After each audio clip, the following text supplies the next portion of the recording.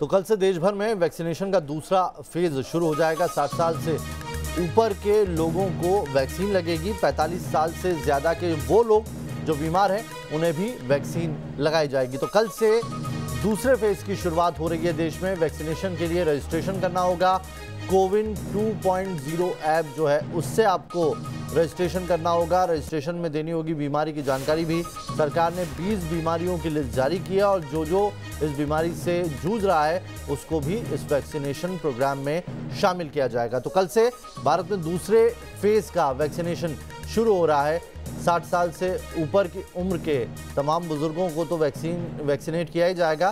साथ ही 45 साल से ऊपर की उम्र के वो लोग जिन्हें बीमारी है, 20 बीमारियों की लिस्ट जारी हुई है, अगर वो उससे जूझ रहे हैं तो उन्हें भी वैक्सीनेट किया जाएगा और इसके लिए बड़ी तैयारी की जा रही है। तो कल से आम जनता को टीका लगना है, लेकिन दिल्ली में वैक्सीनेशन के पहले और दूसरे फेज के जो नतीजे हैं वो कम हैरान करने वाले नहीं है। दिल्ली में कोरोना की स्पीड जहां बढ़ रही है वहीं वैक्सीनेशन की रफ्तार कम हो रही है।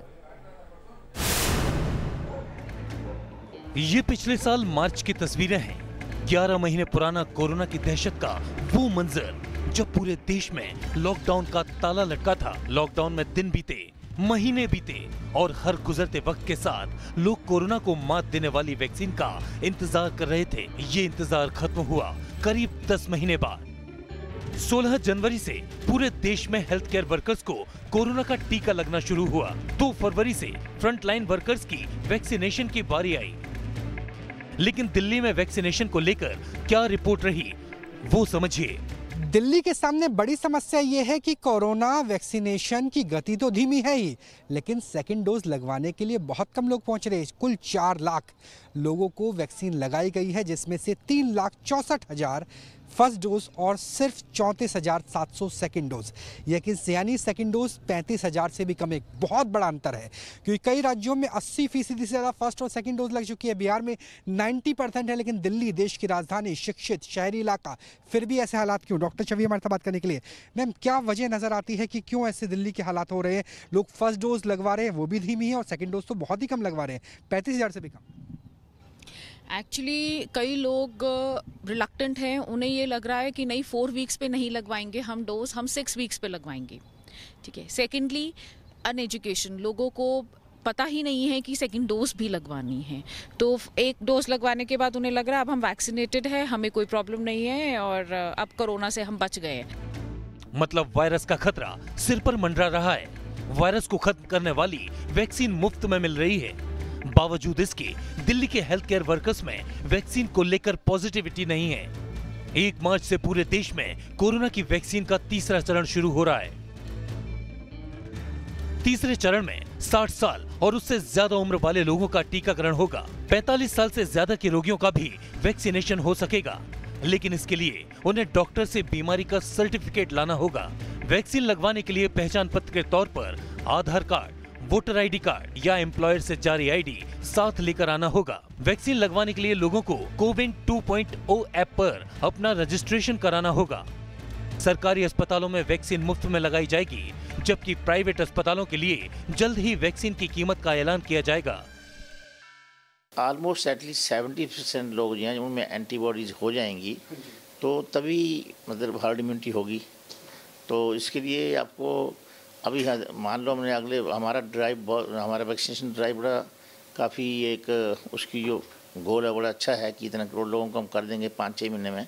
और मैं सोचता हूँ कि सारे अस्पताल प्राइवेट और गवर्नमेंट के यदि सिंसियरली वर्क करेंगे तो हो सकता है, पॉसिबल है।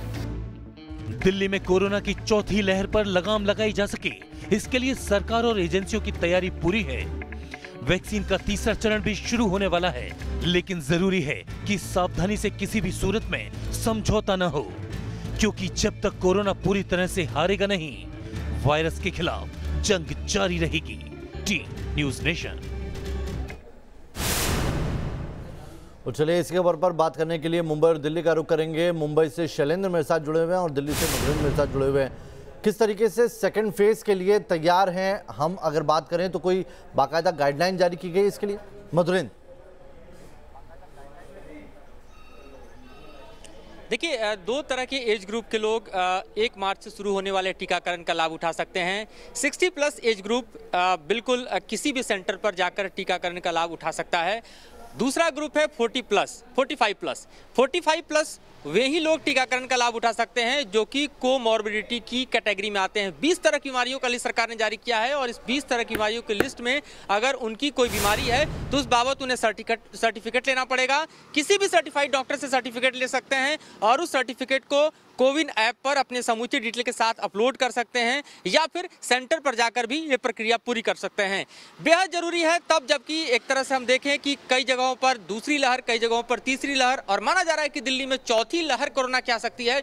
ऐसे में लार्ज सेक्शन जो है उसमें बेहद जरूरी है कि उसमें एंटीबॉडी डेवलप हो, हर्ड इम्यूनिटी जो है उसकी मैक्सिमम कवरेज जो है वह दिल्ली को मिले और देश के तमाम हिस्सों में लोगों को मिले। और इसीलिए ये टीकाकरण का जो दूसरा फेज है वो बेहद महत्वपूर्ण है। रेट भी जारी कर दिए। सरकारी अस्पताल और प्राइवेट अस्पताल में किस तरह से रहेंगे? क्या प्राइवेट मार्केट में भी वैक्सीन उतार रहे हैं? देखिए, प्राइवेट हॉस्पिटल में साफ है कि 250 रुपया मैक्सिमम रखा गया है वैक्सीन लेने के लिए। सरकारी सुविधाएं जो है उसमें वैक्सीन मुफ्त मिलेगी। बेहद अहम बात यह है कि एक लार्ज सेक्शन जो है जो कि कहीं ना कहीं इस वायरस के चपेट में आने पर सबसे ज़्यादा जो है अपनी जान गंवाता दिखाई दे रहा है वो 60 प्लस के लोग हैं और 45 प्लस कोमॉर्बिड लोग हैं। तो दोनों को ही इस बार इस वैक्सीनेशन के ड्राइव में लिया गया है ताकि एक हर्ड इम्यूनिटी भी क्रिएट हो और साथ साथ जिनके ऊपर खतरे का बादल कोरोना के जरिए मंडरा रहा है उन्हें सुरक्षित रखा जा सके। बने रहिए मधुरेंद्र। एक बड़ी खबर आ रही है वो बता दें दर्शकों को। शैलेंद्र भी हमारे साथ जुड़े हुए हैं।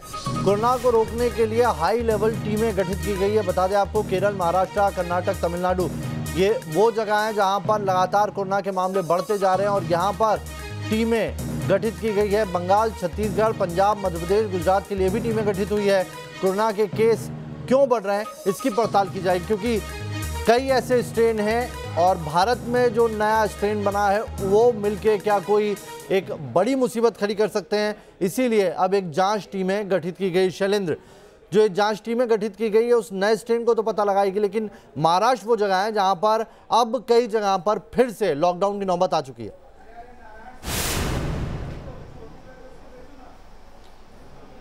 देखिए, महाराष्ट्र के कई ऐसे ज़िले हैं जहां पर पार्शियल या कुछ तरह से लॉकडाउन वहां पे लगा हुआ है, या तो नाइट कर्फ्यू लगा हुआ है या जनता कर्फ्यू लगा हुआ है। इस तरह की स्थिति बनी हुई है और ऐसे में लगातार मामले जो हैं वो कोरोना संक्रमण के बढ़ रहे हैं और यही वजह है कि अब कोशिश ये की जा रही कि ज़्यादा से ज़्यादा लोगों को वैक्सीन लगाया जाए। और जो आप जो बात कर रहे हैं, जो कमेटी बनाई गई है वो कमेटी का मुख्य मकसद ये होगा, जाँच करना होगा कि आखिर वजह क्या है कि महाराष्ट्र में कोरोना संक्रमण के मामले बढ़ रहे हैं और उनकी रोकथाम क्या ऐसा तरीका हो सकता है कि जल्द से जल्द इन्हें रोका जा सके। इन तमाम चीज़ों को लेकर उनकी बैठक होगी और उसी को लेकर चर्चा होगी। फिलहाल इस वक्त मैं एक ऐसे बीकेसी स्थित यहाँ पर वैक्सीनेशन सेंटर पे हूँ और यहाँ की तैयारियों की अगर बात करें तो तीसरे फेज की यहाँ पर तैयारियाँ देखिए पूरी हो चुकी हैं।